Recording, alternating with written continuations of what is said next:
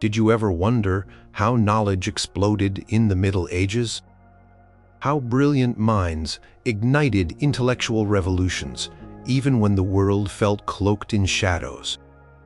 What if the secrets of science, faith, and power were passed down in intimate, often scandalous or deeply challenging teacher-student relationships?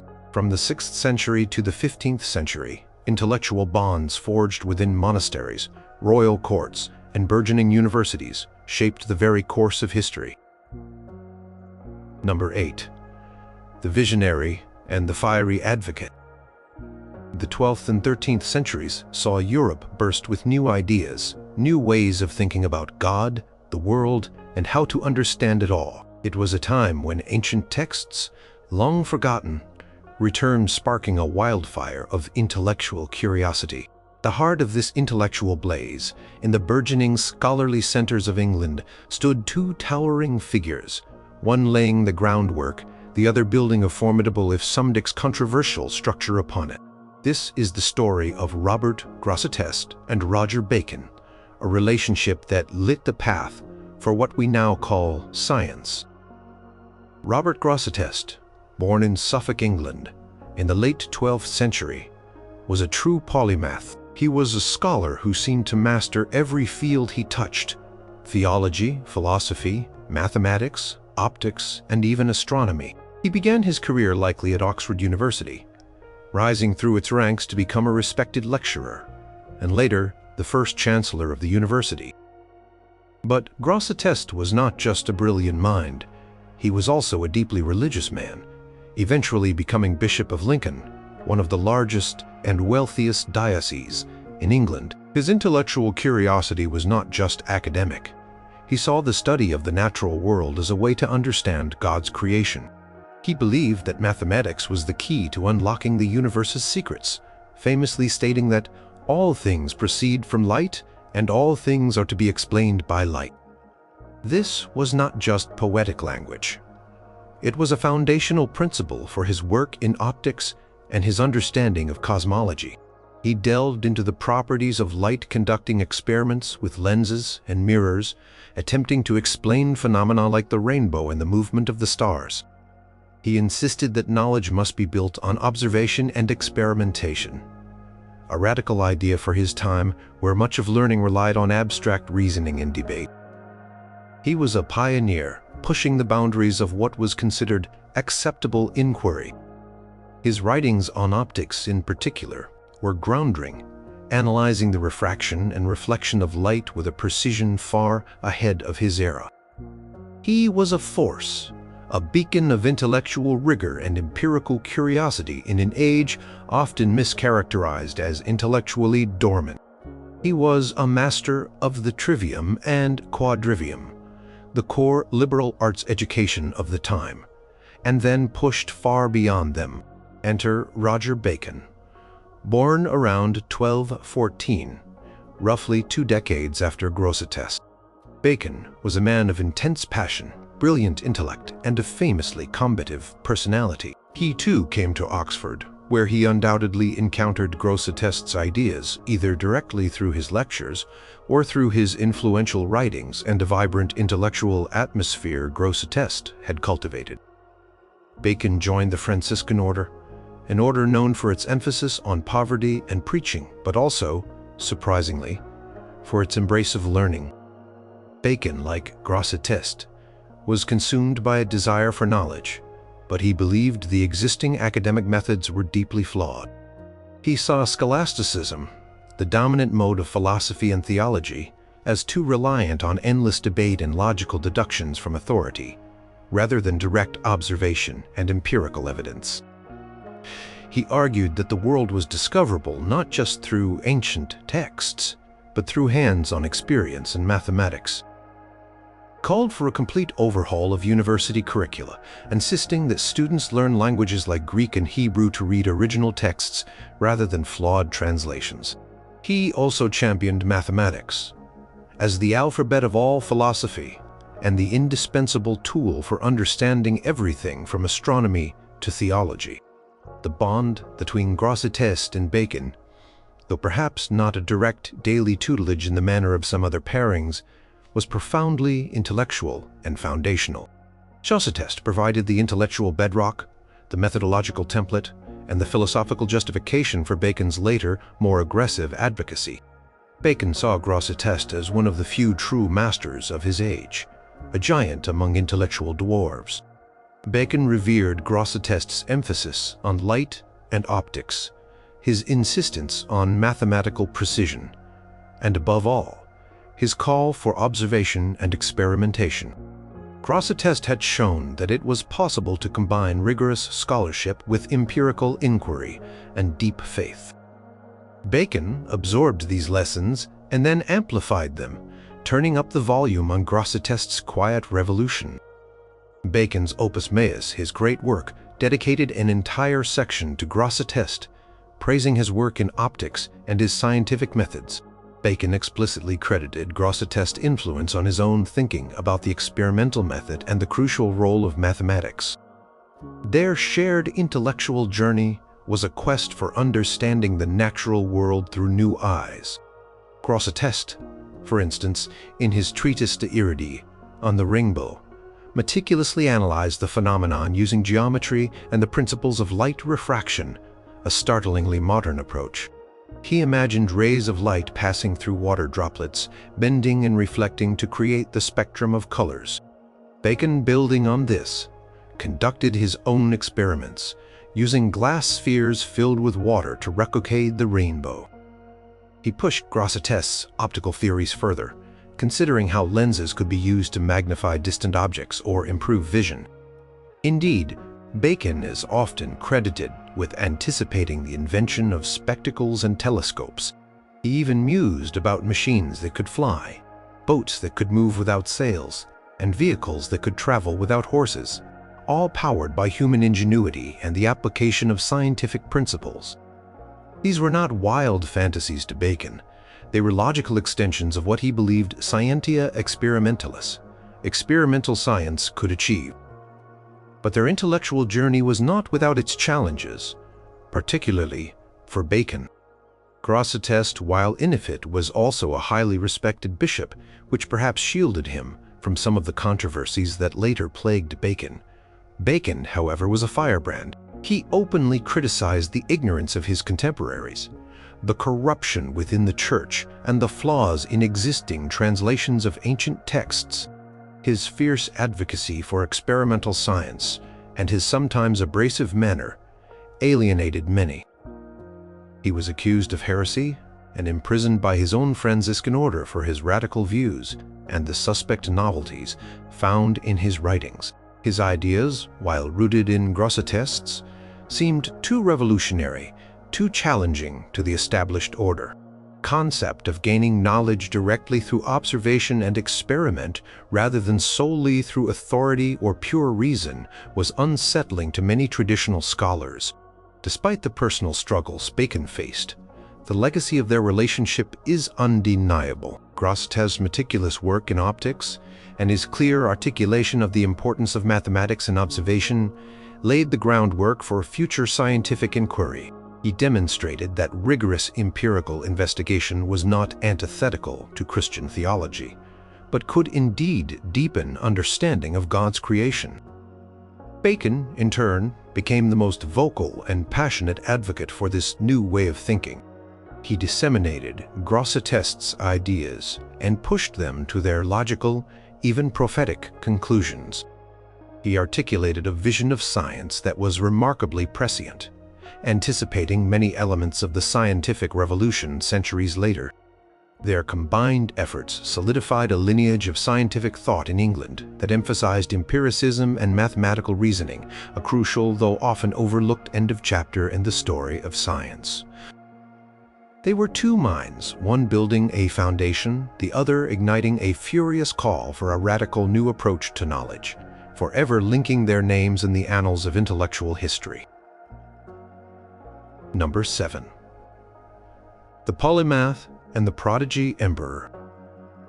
In the 13th century, Sicily, an island nestled in the Mediterranean, was a melting pot of cultures, ideas, and knowledge. Here, Arabic, Greek, Latin, and Hebrew languages coexisted. and with them an extraordinary blend of intellectual traditions.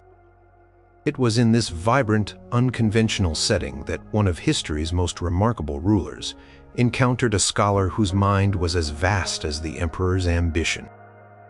This is the story of Michael Scott and Frederick II, a partnership that blended science, politics, and a thirst for knowledge that defied medieval norms. Frederick II, Holy Roman Emperor, King of Sicily, Jerusalem, and Germany, was a figure of legendary intellect and bewildering contradictions. Born in 1194, he was orphaned young and raised in the Caucasian court of Palermo. He learned 6 languages: Latin, Greek, Arabic, Hebrew, German, and Italian, and cultivated a deep interest in philosophy, mathematics, natural science, and logic. He was known as Stuper Mundi, the wonder of the world, a title that captured both awe and apprehension for his brilliant, unconventional mind. Unlike many rulers of his time, Frederick was less interested in crusades and more interested in collecting exotic animals, conducting scientific experiments, and engaging in philosophical debates. He built a truly cosmopolitan court filled with scholars, artists, and engineers from across Europe and the Islamic world. He corresponded with Islamic philosophers and even questioned accepted Christian dogma. His intellectual curiosity was boundless, and he was always on the lookout for the brightest minds to join his court. One such mind was Michael Scott, a Scottish scholar born sometime in the late 12th century. Scott was a polymath in his own right, fluent in multiple languages with a particular mastery of Arabic. He spent time in Toledo, Spain, a city famous for its translation schools, where Christian, Jewish, and Muslim scholars collaborated to translate vast stores of Arabic knowledge into Latin. It was here that Scott became a prolific and crucial translator. He translated significant works of Aristotle, particularly his zoological and biological texts, which had been lost to the West for centuries but preserved and commented upon in the Islamic world. He also translated the monumental commentaries on Aristotle by the Arab philosopher Averroes, whose rationalist interpretations would later shake European universities. Beyond philosophy, Scott was also a renowned astrologer, alchemist, and physician, interests that were often viewed with suspicion in his era. His reputation preceded him. He was known throughout learned circles as one of the most brilliant and innovative scholars of his time. The meeting of these two extraordinary individuals was almost inevitable. Frederick, with his insatiable intellectual appetite, actively sought out scholars who could expand his understanding of the world. Michael Scott, having established his reputation in Spain, was drawn into Frederick's orbit. Likely around 1220, Frederick quickly recognized Scott's immense intellectual value and appointed him to his court. Scott became more than just a translator. He was Frederick's court astrologer, advisor, and intellectual companion. This was not a formal classroom setting, but rather a dynamic, constant intellectual exchange at the highest levels of power. Frederick relied on Scott for his knowledge of astronomy to guide his travels and military campaigns, and for his expertise in the natural sciences to satisfy his own burning curiosity. The bond between them was one of deep mutual intellectual fascination and utility, a partnership between a visionary emperor and a scholar who could unlock the secrets of the ancient world and the cutting-edge knowledge of the Islamic East. Michael Scott's translations revolutionized Western scholarship. By bringing Aristotle's biological works directly to Latin readers, Scott provided European thinkers with a whole new body of knowledge about the natural world, based on systematic observation and classification. These texts introduced sophisticated scientific methodologies that challenged the more speculative approaches common in Europe at the time. Frederick himself engaged directly with this knowledge. He was not just a passive patron. He was an active participant. He conducted his own experiments dissecting animals and even, according to some accounts, attempting to discover the original language of humanity by raising children in silence. His most famous intellectual endeavor was his monumental work, De arte venandi cum avivus, the art of falconry. This treatise, meticulously detailed and based on extensive observation, was a scientific masterpiece for its time. It culcates a remarkably empirical approach, describing the anatomy and habits of birds with astonishing accuracy, and discussing the precise methods of training and hunting with falcons. It is believed that Michael Scott, with his knowledge of Arabic texts on similar subjects and his scientific mindset, played a crucial role in advising Frederick on this work and, probably, in translating relevant sources. However, their intellectual partnership, while fruitful, was also fraught with challenges.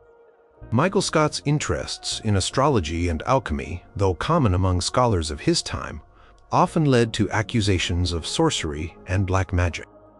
The very act of translating Arabic texts, especially those by philosophers like Averroes, who presented interpretations of Aristotle that sometimes contrasted with Christian theology, made Scott a controversial figure. Frederick himself was constantly at odds with the papacy, partly because of his engagement with Islamic culture and his unconventional intellectual pursuits. He was excommunicated multiple times, and his court was often viewed with suspicion by more conservative elements within the church. The intellectual freedom fostered at Frederick's court was seen by some as dangerous, a breeding ground for heresy and infidelity. Despite these controversies, the legacy of their relationship was profound. Michael Scott's tireless work as a translator opened up a floodgate of scientific and philosophical knowledge into Western Europe, transforming universities and intellectual discourse. He was instrumental in making Aristotle's complete works accessible, which then formed the backbone of later scholastic philosophy. Frederick II's court became a unique intellectual hub, a place where empirical science and philosophical inquiry were not only tolerated, but actively encouraged and funded by a powerful ruler. Their collaboration demonstrated how a visionary ruler could actively foster a vibrant intellectual environment, pushing the boundaries of knowledge and bridging the intellectual divide between cultures. Their story reveals a crucial moment in the transmission of knowledge and the early stirrings of empirical science within a medieval context, pouting how a deep intellectual bond could change the course of intellectual history. Number 6. The Venerable Scholar and the Aspiring Reformer. In the misty, monastic landscapes of Anglo-Saxon England during the 7th and 8th centuries, learning was a precious flame kept alive in isolated monasteries. Far from the bustling intellectual centers that would emerge centuries later, scholars labored in quiet devotion, meticulously copying texts and pursuing knowledge. Among them stood a Titan, a monk whose brilliance illuminated his age, and a student who would carry that light forward to found a new intellectual beacon. This is the story of Bede and Egbert of York, a relationship that shaped the very intellectual and spiritual fabric of early England. Bede, known to history as the Venerable Bede, was born around 672 in what is now Northumberland, England. At the tender age of 7, he was sent to the monastery of Wearmouth, and later moved to the twin monastery of Jarrow, where he remained for the rest of his life. Bede was not a traveler. His life was largely confined to the walls of his monastery, yet his mind ranged across vast intellectual landscapes. He was a polymath who mastered Latin, Greek, and possibly some Hebrew. He was a theologian, historian, chronologer, scientist, and grammarian. His most famous work, The Ecclesiastical History of the English People, is a masterpiece, providing an invaluable account of early English history, the spread of Christianity, and the development of Anglo-Saxon society. But Bede also wrote extensively on biblical commentary, science, including the calculation of the date of Easter and tides, and grammar. He believed that all knowledge, whether sacred or secular, was ultimately about understanding God's creation. His rigorous scholarship, his dedication to primary sources, and his clear, accessible prose set him apart. He was a living encyclopedia, a beacon of learning in a turbulent age, and he sought to pass on his knowledge to those who would listen. One such person was Egbert born into the Northumbrian royal family, a brother to King Ceolwulf, to whom Bede dedicated his ecclesiastical history. Egbert eschewed a worldly life for the monastic path, becoming a monk and later in 732 the Bishop of York. York was an important center, with a cathedral and a growing monastic community. Egbert was a man of great piety and intellectual ambition, sharing Bede's vision for a learned clergy and a reformed church.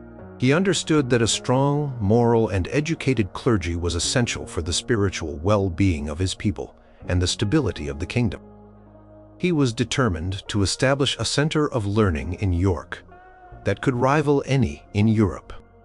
The meeting between Bede and Egbert was a pivotal moment for Anglo-Saxon learning. Around 733 or 734, Egbert made a pilgrimage to Jarrow, specifically to visit Bede. This was not a chance encounter. Egbert sought out Bede, renowned across England for his profound wisdom and unparalleled scholarship. Bede, already an old man and nearing the end of his life, recognized in Egbert a kindred spirit and a man capable of carrying forward his vision for intellectual and spiritual renewal. Their bond was one of deep, mutual respect and shared purpose. And Bede, though physically frail, poured out his wisdom, offering counsel and guidance to the younger bishop. This encounter was not a formal period of long-term study, but a concentrated mentorship session, Bede passing on his accumulated knowledge and his blueprint for a learned church.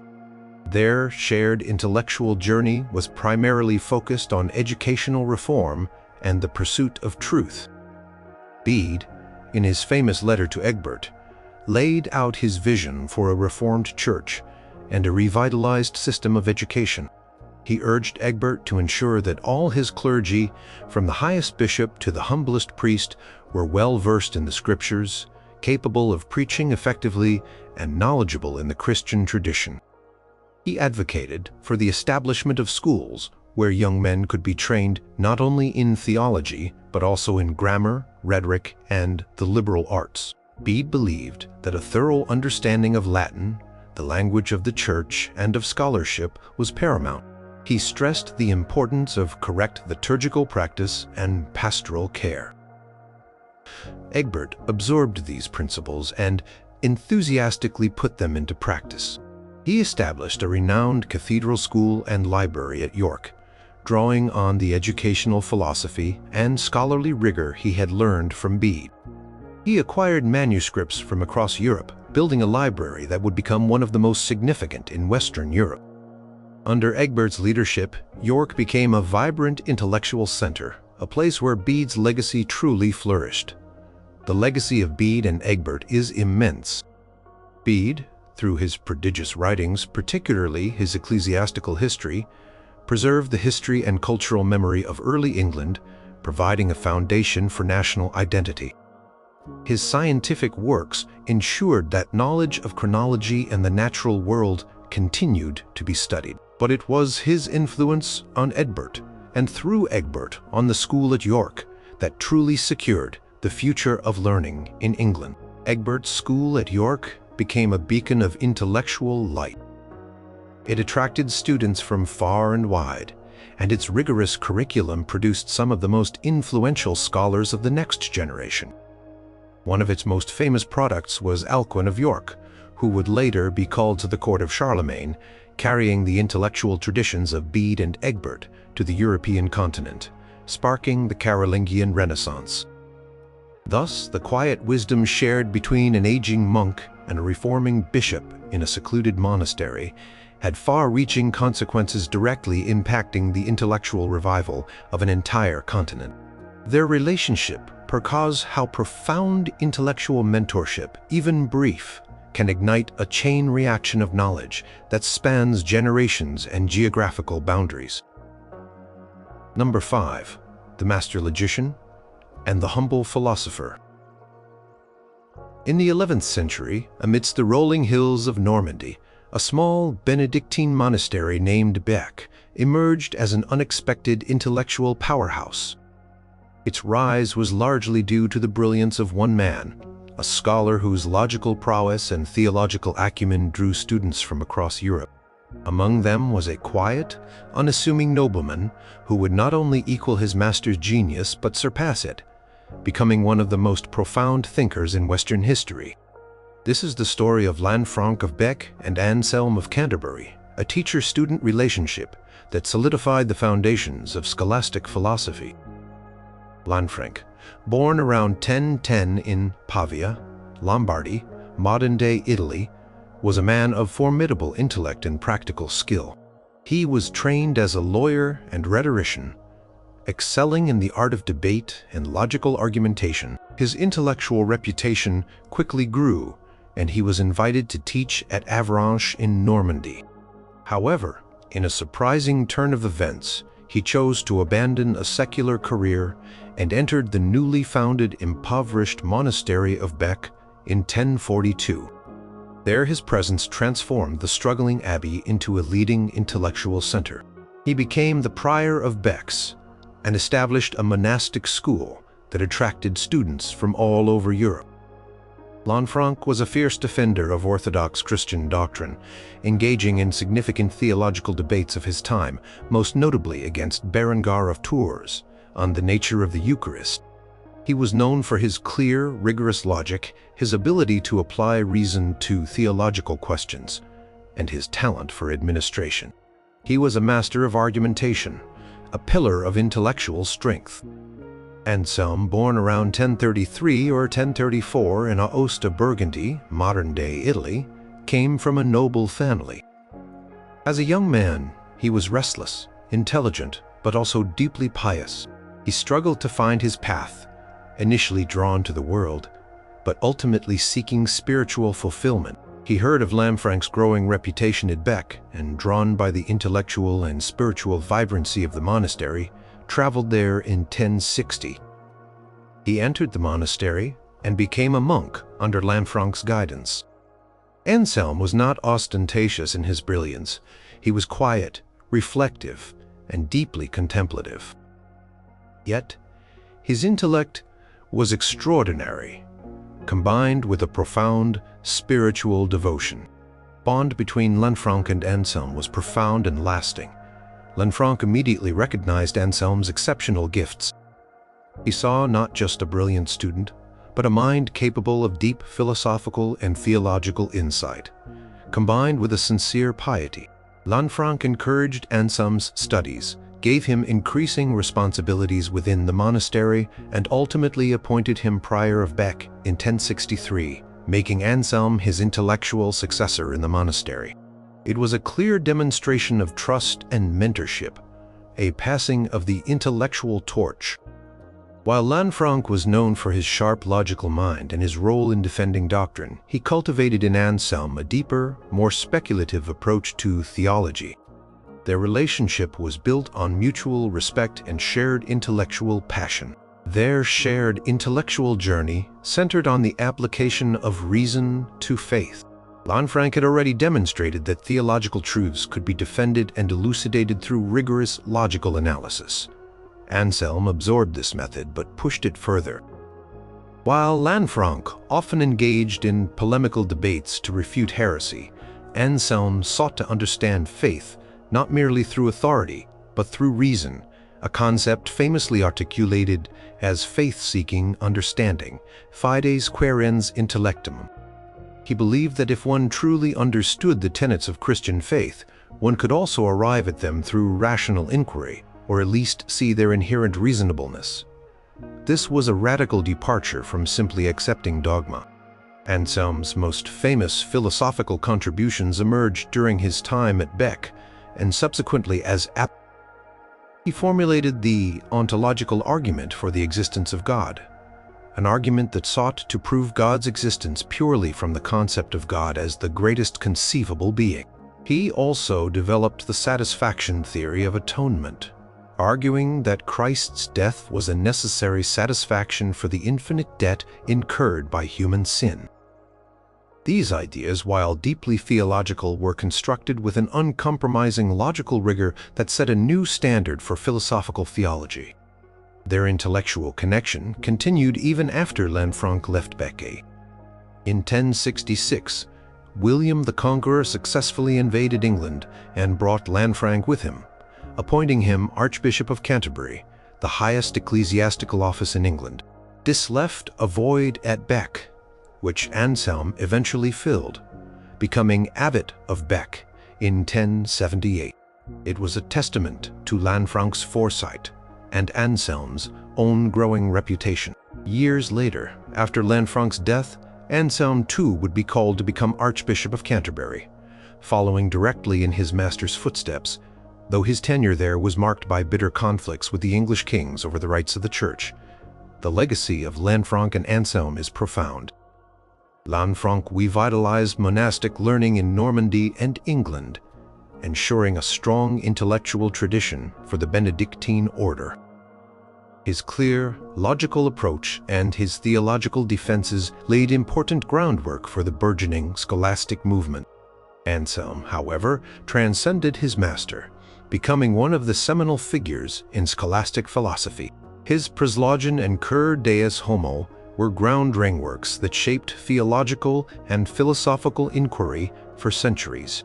His emphasis on applying reason to the mysteries of faith became a hallmark of medieval thought and provided a powerful example for later thinkers like Thomas Aquinas. Their relationship demonstrated how a master could nurture a student's unique genius, allowing the student to build upon and ultimately expand the intellectual foundations laid by the teacher, creating a powerful intellectual lineage that shaped Western thought for generations. Number 4. The Scholar Pope and the Idealist Emperor. As the 10th century drew to a close and the year 1000 approached, whispers of the apocalypse filled the air, yet amidst the apprehension, a vibrant intellectual revival was stirring. In the heart of Europe, a brilliant scholar steeped in both classical learning and cutting-edge Arabic science found an eager pupil in a young emperor, equally brilliant and driven by a grand vision. This is the story of Gerbert of Aurillac, who became Pope Sylvester II, and the young Holy Roman Emperor Otto III, a partnership that dreamt of a unified Christian empire rooted in ancient glory. Gerbert of Aurillac, born around 946 in Aquitaine, France, was a truly extraordinary figure, arguably the most learned man of his age. He began his monastic education early, but his intellectual curiosity led him far beyond typical monastic studies. He traveled to Catalonia in northern Spain, a frontier region where Christian and Islamic cultures met. There he studied mathematics and astronomy, critically engaging with Arabic scientific texts. This exposure to advanced Arabic knowledge, including the use of the astrolabe and Hindu Arabic numerals, the system we use today, set him apart from his contemporaries. He brought this knowledge back to Christian Europe, introducing new scientific instruments and mathematical concepts that were revolutionary. He became a renowned teacher, attracting students from across Europe to his schools in Reims and Bobbio. His intellectual prowess was matched by his political ambition. He rose through the church hierarchy, serving as abbot, archbishop, and eventually, in 999, became Pope Sylvester II. He was a master of rhetoric, a brilliant diplomat, and a polymath whose knowledge spanned every discipline. Otto III, born in 980, was a member of the powerful Ottonian dynasty, Holy Roman Emperor. At a remarkably young age, he was crowned King of Germany at 3 and Emperor at 16. Otto was precocious, highly intelligent, and deeply influenced by his Byzantine mother, Theophanu, and his grandmother Adelaide of Burgundy, both highly educated and cultured women. He harbored a grand, almost mystical vision, the Renovatio Imperii Romanorum, the renewal of the Roman Empire. He dreamt of a unified Christian empire with Rome as its spiritual and political capital, ruling alongside the Pope, much like the ancient Roman emperors. He saw himself as a successor to Charlemagne and the Roman emperors, destined to lead a new golden age. To achieve this, he needed knowledge, wisdom, and skilled advisors. The meeting between Gerbert and Otto was a natural alignment of intellect and ambition. Gerbert had already served as a tutor to Otto's father, Otto II. When the young Otto III ascended to the throne, Gerbert was drawn into his court as his primary tutor and advisor. The bond between them quickly deepened, becoming a profound intellectual and personal connection. Otto, with his idealized vision of imperial power, was captivated by Gerbert's vast knowledge, his understanding of classical antiquity, and his command of practical sciences. Gerbert, in turn, saw in Otto a capable and eager pupil who shared his intellectual curiosity and could implement his vision of a learned and powerful empire. Gerbert was not just a teacher. He was the intellectual architect of Otto's grand imperial dream, guiding the young emperor's studies and shaping his worldview. Their shared intellectual journey was a quest to combine classical learning with imperial power to forge a new era. Gerbert immersed Otto in the study of classical Roman authors, history, mathematics, and astronomy. He taught Otto how to apply reason and knowledge to the art of governance. Otto, eager to absorb everything, transformed his court into an intellectual hub, attracting scholars and artists from across Europe. He moved his permanent residence to Rome, a symbolic act of his commitment to the Renovatio Imperii.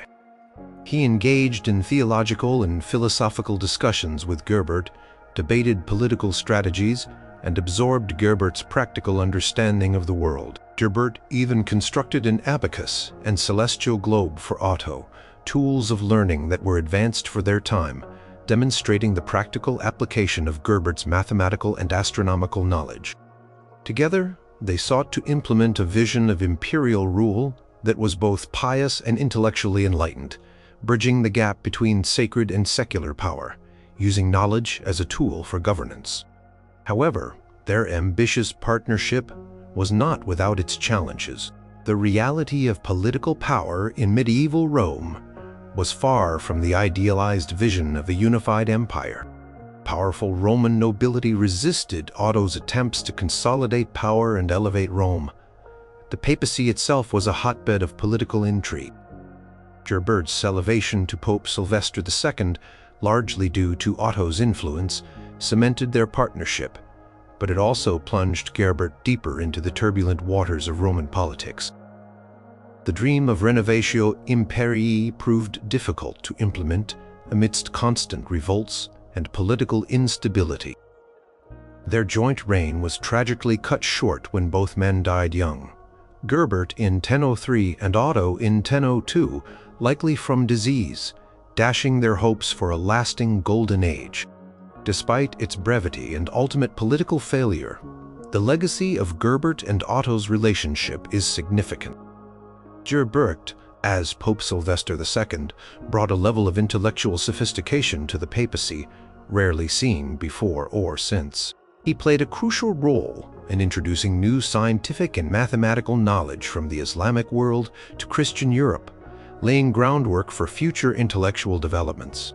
Otto III's reign, though short, represented a unique attempt to combine intellectual leadership with imperial authority, a vision of the philosopher king in the medieval context.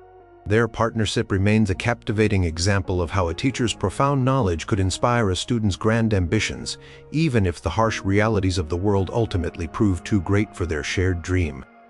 Their story stands as a testament to the power of ideas and the enduring allure of a grand vision, even in the face of political turmoil and early demise. Number 3. The Anglo-Saxon sage and the Frankish king. In the late 8th century, as much of Western Europe lay scattered and disunited after the collapse of the Roman Empire, a powerful new force was rising in the Frankish kingdom. This was Charlemagne, a king with a massive empire and an even bigger ambition: to unite Europe, not just through military might, but through faith and learning. To achieve this ambitious goal, he turned to the intellectual powerhouse of Anglo-Saxon England, forging an extraordinary partnership that ignited a cultural renaissance. This is the story of Alcuin of York and Charlemagne, a relationship that transformed the intellectual landscape of a continent. Alcuin of York, born around 735, was one of the foremost scholars of his age, a product of the vibrant intellectual tradition of Anglo-Saxon England, itself a legacy of Bede. He was educated at the famous Cathedral School of York, which had been established by Egbert, a student of Bede. Alcuin excelled in all the liberal arts: grammar, rhetoric, logic, arithmetic, geometry, astronomy, and music. He became the master of the school at York, nurturing a new generation of scholars and building one of the greatest libraries in Europe. He was known for his mastery of Latin, his clear thinking, and his deep understanding of Christian theology. He was not just a scholar. He was also a skilled administrator and a natural educator, able to convey complex ideas with clarity and enthusiasm. His reputation spread far and wide, reaching the ears of the most powerful ruler in Western Europe. Charlemagne, born around 742, was king of the Franks and eventually in 800 crowned Holy Roman Emperor. He was a towering figure, both literally and figuratively, a military genius who expanded his empire across much of Western Europe. But Charlemagne was more than just a warrior. He was a visionary ruler who recognized that a stable, unified empire needed more than just military might. It needed a strong, educated clergy, literate administrators, and a common intellectual culture. He lamented the declining standards of literacy and learning across his vast domains. He saw that many priests could barely read Latin, and that manuscripts were being copied incorrectly, leading to errors in the scriptures. He was personally eager to learn despite his initial illiteracy, and he understood the immense power of knowledge. He yearned to recreate the intellectual glory of ancient Rome. The meeting between Alcuin and Charlemagne was a deliberate act of statesmanship and intellectual curiosity. In 781, while returning from Rome, Charlemagne met Alcuin in Parma, Italy. Charlemagne, impressed by Alcuin's profound learning and his reputation, immediately invited him to his court. Alcuin accepted, recognizing the immense opportunity to influence an entire empire. The bond between them was multifaceted. Alcuin was Charlemagne's teacher, advisor, confidant, and friend. Charlemagne treated Alcuin with the utmost respect, providing him with lavish resources and listening attentively to his counsel. This was not a typical tutor-student relationship. It was a partnership between a powerful ruler and an intellectual giant, united by a shared vision for cultural and educational reform. Their shared intellectual journey became the driving force behind what historians now call the Carolingian Renaissance. Alcuin took charge of the palace school, the intellectual hub of Charlemagne's court, taught Charlemagne and his children, as well as the sons of the Frankish nobility, providing them with a rigorous education in Latin, grammar, rhetoric, and the liberal arts. Alcuin introduced a standardized curriculum and reformed the script used for copying manuscripts, leading to the development of Carolingian minuscule, a clear and legible script that became the basis for modern European alphabets. More importantly, Alcuin spearheaded a massive campaign to copy and preserve classical texts, ensuring that many works of ancient Roman literature and philosophy, which might otherwise have been lost, survived. He also worked to correct errors in biblical texts and liturgical books, ensuring doctrinal purity and uniformity across the empire. Charlemagne, under Alcuin's guidance, issued decrees emphasizing the importance of education for the clergy and the establishment of monastic and cathedral schools throughout his empire.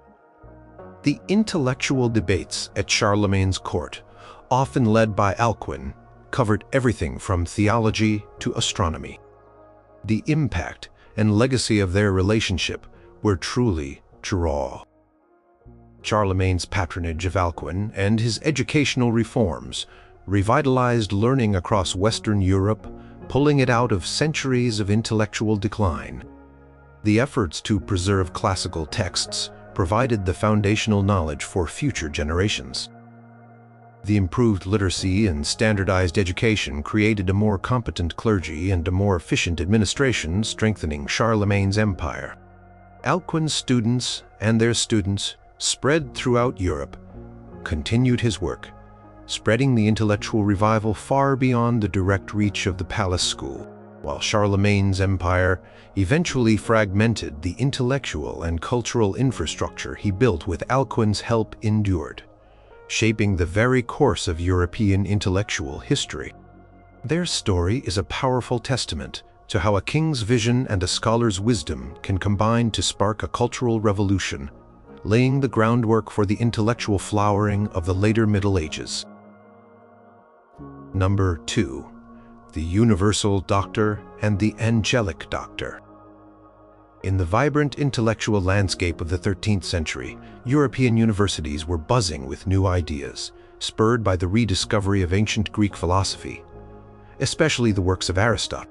This was a time of intense intellectual ferment, debates, and profound theological inquiry. At the heart of this storm, two minds of unparalleled genius met, one a master whose knowledge seemed limitless, the other a quiet giant whose insights would reshape Christian thought for centuries. This is the story of Albertus Magnus and Thomas Aquinas, a relationship that defined the synthesis of faith and reason. Albertus Magnus, born around 1200 in Swabia, modern-day Germany, was a Dominican friar whose intellectual curiosity knew no bounds. He studied at the University of Padua and later taught at the University of Paris, the intellectual capital of Europe. Albertus was known as the Universal Doctor because of his encyclopedic knowledge spanning virtually every field of study available in his time: theology, philosophy, logic, astronomy, alchemy, botany, zoology, mineralogy, and geography. He was instrumental in introducing Aristotle's works to the Western world, not just translating them but also meticulously commenting on them, explaining complex concepts to a Latin-speaking audience. He believed that all truth, whether discovered through revelation or reason, ultimately came from God. He was a pioneer in natural science, observing and classifying plants and animals with remarkable precision for his era. He emphasized empirical observation alongside logical reasoning. His lectures in Paris and Cologne drew hundreds of students eager to learn from his vast wisdom. Among these students was Thomas Aquinas, born around 1225 in Grosseteste, Sicily, modern-day Italy, into a wealthy and influential noble family. From a young age, Thomas displayed a profound intellect and a deep desire to pursue a life of study and religious devotion, much to his family's chagrin. He joined the Dominican order, which emphasized intellectual inquiry and preaching. Sent to Paris to study, he was a large, quiet, and seemingly slow student. His classmates, misinterpreting his silent contemplation for dullness, gave him the nickname Dumb Ox. They saw his imposing stature, but missed the lightning-fast mind contained within. The meeting between Albertus and Thomas occurred when Aquinas arrived at the University of Paris to study, likely in 1245. Albertus Magnus quickly recognized the extraordinary intellectual depth hidden beneath Aquinas's quiet demeanor. He defended his student against the mockery of his peers, famously declaring, "You call him the dumb ox? But I tell you, this dumb ox will one day bellow so loudly that his bellowing will fill the world." This was a profound moment of recognition and validation for the young Aquinas. Albertus nurtured Aquinas's genius, encouraging his studies, especially his engagement with Aristotle. Their bond was one of deep intellectual respect and mentorship, a testament to Albertus's discernment and Aquinas's quiet brilliance. Their shared intellectual journey was a monumental undertaking, the grand synthesis of Aristotelian philosophy with Christian theology. Before Albertus and Aquinas, There was considerable suspicion towards Aristotle, whose works had only recently been reintroduced to the West, largely through Arabic translations. Aristotle's emphasis on reason and the natural world, rather than divine revelation, seemed to pose a threat to Christian dogma. Albertus, with Aquinas as his diligent and brilliant student, showed that Aristotle's philosophy could be used as a powerful tool to understand Christian truths. They meticulously analyzed Aristotle's logic, metaphysics, ethics, and natural philosophy, demonstrating how reason could complement rather than contradict faith. Aquinas, building directly on Albertus's methods, began to construct his own monumental theological system. He absorbed Albertus's encyclopedic knowledge and his rigorous approach, but also brought his own unique clarity, precision, and systematic genius to the task. They believed that God was the author of both revelation and reason, and therefore, truth discovered through philosophical inquiry could not ultimately conflict with revealed truth. Their intellectual connection continued when Albertus moved to Cologne to establish a new Dominican Studium Generale, a medieval university, and Aquinas followed him, serving as his assistant and continuing his studies. It was in Cologne that Aquinas's intellectual powers fully blossomed under Albertus's tutelage. Later, when Aquinas returned to Paris and began writing his own great works, particularly the Summa Theologica, he constantly drew upon the Aristotelian framework and the methods he had learned from Albertus. While Aquinas ultimately surpassed his master in the systematic coherence and lasting impact of his work, he always held Albertus in the highest esteem as his teacher and intellectual guide. The legacy of Albertus Magnus and Thomas Aquinas is immense and continues to shape Western thought. Albertus's pioneering work in integrating Aristotle into Christian thought opened up new avenues for philosophical and scientific inquiry, and his contributions to natural science were far ahead of his time. But it was Aquinas, the dumb ox, nurtured by Albertus, who became the angelic doctor, whose Summa Theologica stands as one of the most comprehensive and influential theological and philosophical works ever written. His system, known as Thomism, became the foundational theology of the Catholic Church. Their relationship demonstrates how a master's discerning eye and generous mentorship can unleash a student's hidden genius, leading to an intellectual revolution that transcends generations and transforms the very way humanity understands the relationship. Number 1. The superstar and the genius. In the early 12th century, Paris was rapidly becoming the intellectual heart of Europe, a magnet for ambitious scholars and eager students. Debates raged in the lecture halls, attracting crowds who hung on every word of the brilliant logicians and theologians. Among them was a true superstar whose intellect was as sharp as his wit, and whose fame was unparalleled. Into his orbit stepped a young woman of extraordinary intellect, whose brilliance would challenge societal norms and create one of history's most captivating and tragic teacher-student relationships. This is the story of Peter Abelard and Heloise, a bond forged in intellectual passion and shattered by scandal, yet whose legacy endures as a testament to radical thought and enduring love. Peter Abelard, born around 1079 in Brittany, France, was a phenomenon.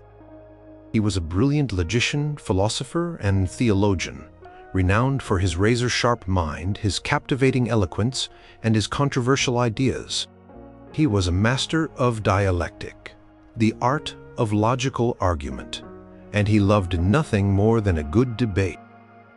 He challenged established authorities and questioned traditional interpretations of Scripture, famously arguing that, "By doubting we are led to inquire, and by inquiry we perceive the truth." His lectures in Paris drew thousands of students from across Europe, eager to witness his intellectual brilliance and hear his daring ideas.